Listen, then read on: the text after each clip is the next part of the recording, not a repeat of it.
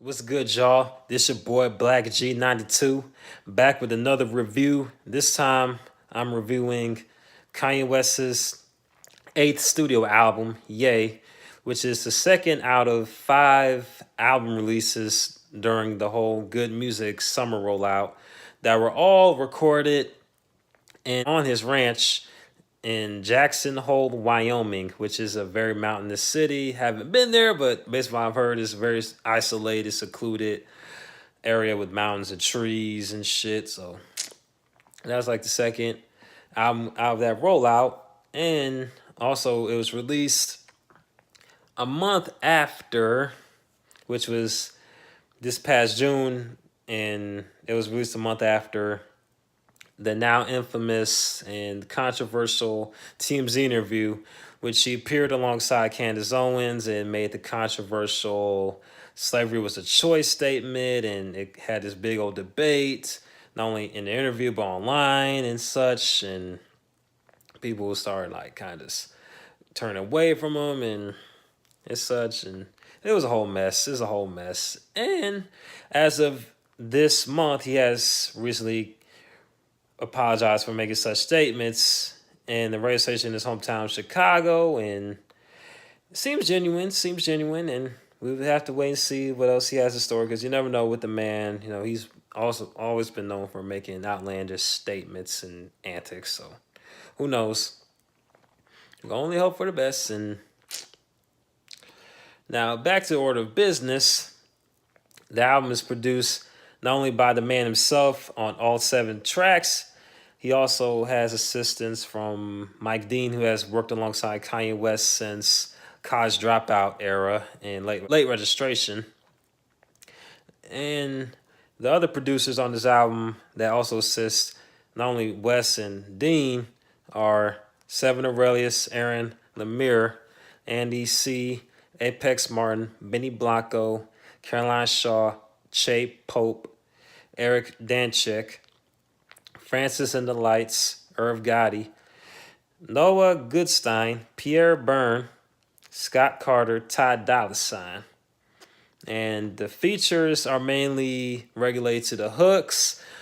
No rap verses on here, and the people that do the hooks and the background vocals come from Party Next Door, Ty Dolla $ign, Kid Cudi, Jeremiah, and this new artist that's signed to his label Good Music, 070 Shake, and also doing guest features on this album is the legendary Charlie Wilson, Caroline Shaw, Ant Clemens, and a voicemail from Nicki Minaj on the outro and the last song of the album, which I'll mention again is like only 7 songs, which only lasts like 24 minutes in total.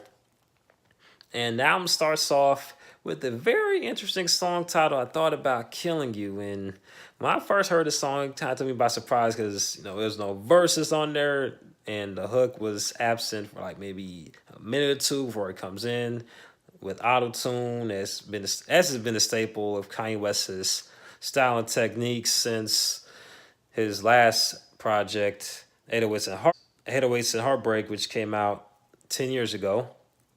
And for those that have not checked that one out, I recommend you check that one out. And he pretty much goes on this whole kind of spoken word or slash rants about I thought about killing you even though I meant not love myself type thing. And I wasn't really feeling that first, and then like when he comes in with the hook, it's like with another hook was like, I call up my loved ones, I call up my cousins, I call up the Muslims just in case I go dumb. And very random and out of place. And then the beat somewhat changes from just like very low tempo, cloudy aesthetic to just like very up tempo, drill esque, industrial type beat. And he starts like going off like on the track, whatever, and very more random lines in this verse. And that's how the track ends. And after listening to it a few more times, I started kind of getting the vibe to it, and it kind of makes sense of why he does it, because he has recently came out and said he suffers from bipolar disorder, so and he doesn't always take his meds, so That probably explains why the song is the way it is. And the following track, Yikes, he addresses bipolar disorder as well. And in the first verse, matter of fact, goes down all the pills and medication he takes to kind of curb the symptoms and whatnot that has to do with his condition. And the hook comes in like very catchy and pretty much giving the forewarnings of if left untreated, things can get crazy, violent, blah, blah, blah, and which also explains his rants and Twitter outbursts and such. And he also addresses like he's sent up to the hospital, be hospitalized during his 2016, whatchamacallit, I think it was the St. Pablo tour 2 summers ago, which he was like hospitalized following those same rants on stage. And by the way, the hook was written by Drake. Those who also have beef, and also that same verse, he name drops Russell Simmons and his sexual assault allegations, and it's basically Russell Simmons. Yes, he tweeted or something like that. He said he's gonna pray for Kanye. And Kanye flipped around and said how Russell Simmons got me too'd, and second verse pretty much like very random, all over the place, and it has this little outro when he's pretty much saying that's why the females like rock with Ye, because he pretty much doesn't really have much of a fuck to give as when it comes to his actions or direction when it comes to his music. And he's kind of just pretty much in this video, you feel like the bipolar disorder he suffers from isn't a hindrance, it's more like a superpower to him. And he does this little screech, reminiscent of how Travis Scott does it on his songs, minus the auto tune. And he kind of repeats the same, like, few bars from that first verse on the third verse. And the beat is perfect for the strip club and the kickback, minus the off the wall direction he takes with the verses. And the following track, All Mine, which is another personal favorite track of mine off this album, aside from Yikes, follows a similar tempo as it is tailor-made for the strip club and kickbacks, house parties, pool parties, those sort of events. And would have been perfect if it had a music video shot to it, as it is discussing receiving a lap dance and bringing the stripper home, whatever, blah, blah, blah. And my favorite line off this song comes from these two lines on the second verse, which Kanye West was on some, I'ma go raw, fuck the outcome. Where would we be without come? I fucks with those two lines because of how outlandish, ridiculous, and like risque those lines came off, and had me thinking, even though I was bobbing my head to it when I first heard thing, like, okay, don't know if that's a wise idea, because I'm aware that there'll be some very impressionable fans out there that may actually take these lines to heart and actually go out and do it, and perhaps increase the rate of STDs and pregnancies out of wedlock, that sort of thing, but, which will be another rant for another time. Nonetheless, banging track.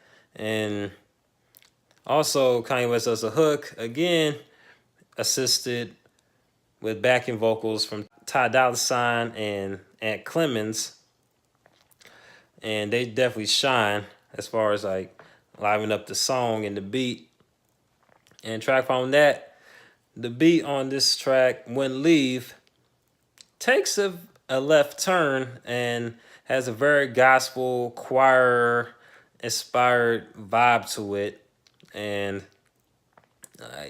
it is also a dedication / love letter to Kim Kardashian, his wife, who has like 2-3 kids with by now, and pretty much saying how she wouldn't leave his side despite all the antics and the crazy shit he has done throughout the past 5 years, actually. The past 5 years since they've been married. And discussing how she feared of losing it all, but him reassuring her that everything's going to be fine near the end. And very uplifting type song, and in a weird, strange way, my add.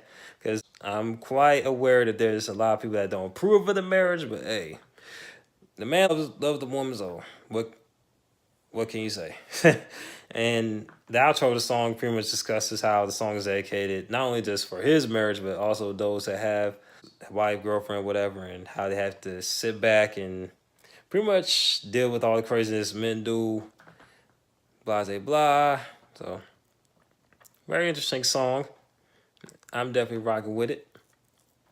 And the track following that starts off with a sample of Slick Rick's classic song "Hey Young World," like that "Believe It or Not." And for those that are aware of Slick Rick, you would definitely be filled with joy when you hear that hook, and then it kind of cuts abruptly to another piano-based gospel type like vibe, and Charlie Wilson comes through as always with excellent vocals, singing like the hook for like No Mistakes. As far as speaking on that aspects of love and such, and it comes through with another random verse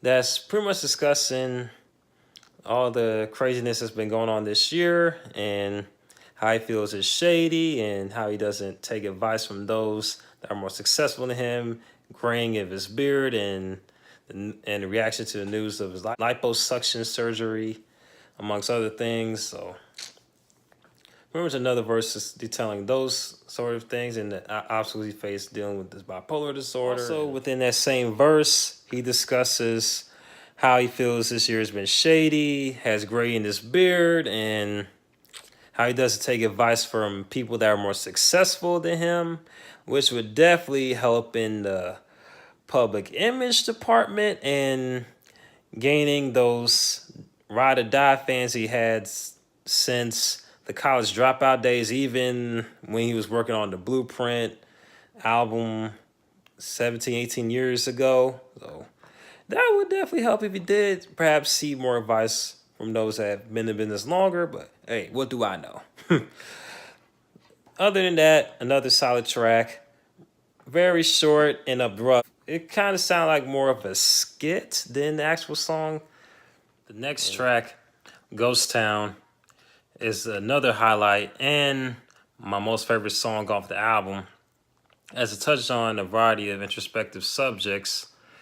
On the hook, where Kid Cudi's singing, and it pretty much touches on the aspect of how one longs for acceptance, love from the masses society, like a loved one, however the situation calls for. And sometimes everything he or she may try, it doesn't reach them and it's further pushed away from the person or that group of people.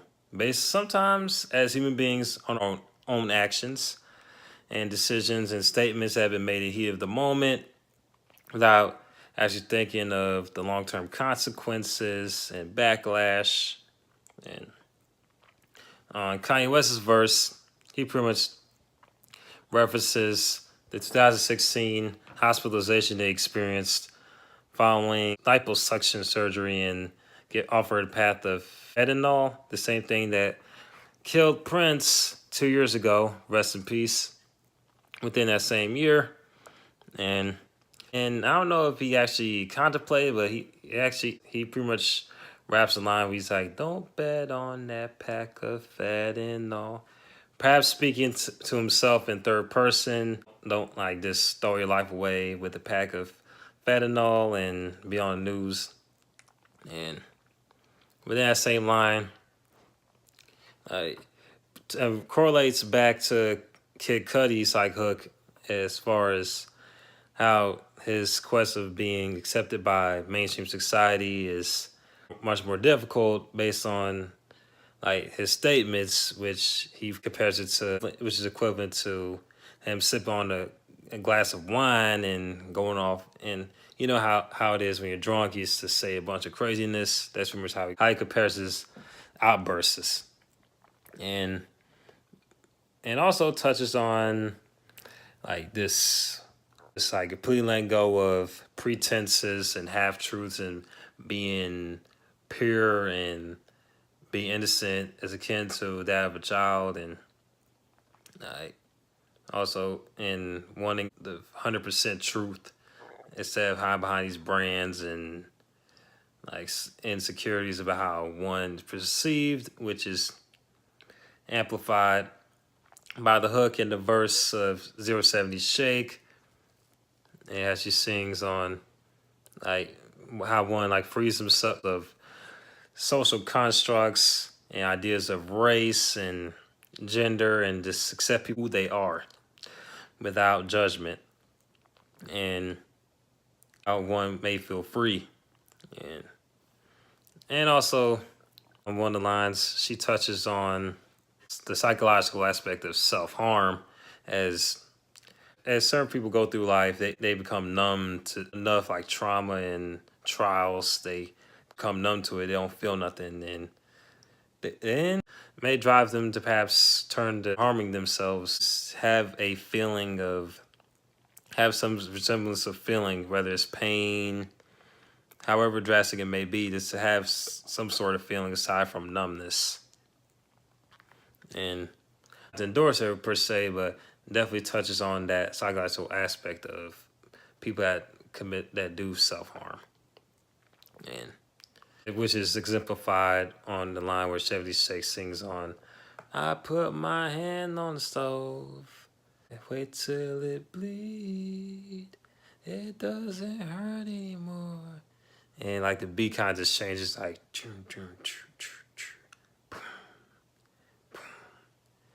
very interesting song. And the album concludes with violent crimes, and Kanye West on this track covers how his view of women has changed since having his daughter Northwest, and all the measures he may do just to protect her from the evils of men, as exemplified by these lines: niggas is monsters, niggas is savage, niggas is pimps, niggas are players until they have daughters.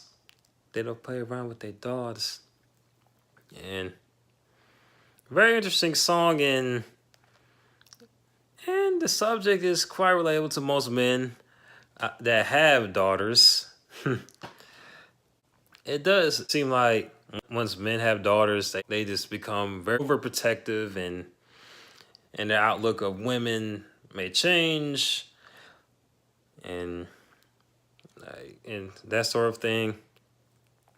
And 70 Shake does the hook, pretty much guessing Northwest, don't grow up in a hurry, and the mother, which your mother be worried, which is obviously reference to Kim Kardashian, or just like mothers, period, maybe word that their daughter may just be led astray if they grow up too fast and get into the wrong crowd and do all the wrong things. And on Kanye West's verse, he pretty much hopes that his daughter doesn't have the same body shape as his wife, and hope it's like flat and unattractive as his, which is also quite strange, but you know how men with daughters are. I mean, I wouldn't know. Maybe once I experience it, I probably may feel the same way. Maybe not. Maybe so. Who knows? Don't plan on having kids anytime soon, so maybe years down the line. And my favorite line: "Grow up to be a monster like Nicki without the Minaj's."